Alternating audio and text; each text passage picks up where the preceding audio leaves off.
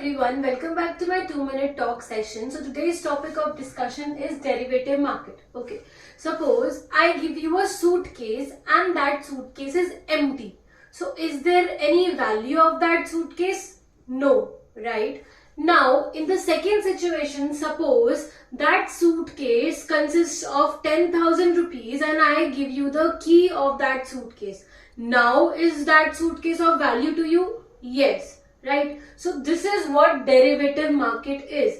In the example which I gave you, the value of that key is dependent on the money in that suitcase, right? As the money in that suitcase increases, the value of the key also increases.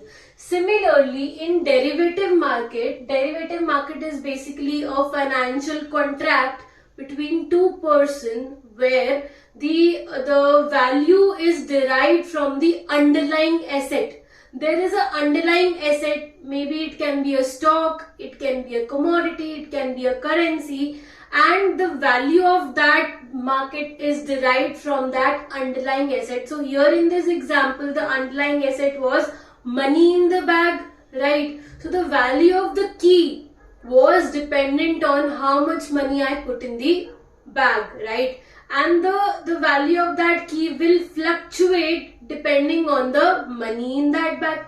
Similarly, in derivative market, as the underlying asset, maybe you can say a stock, right? So as the value of the stock increases or decreases, the derived value will increase. Key value बढ़ जाएगी. Similarly, this is how derivative market works, right? So basically there are 4 types of derivative market: forward, future, option and swaps. I'll cover that in the next video. Thank you so much.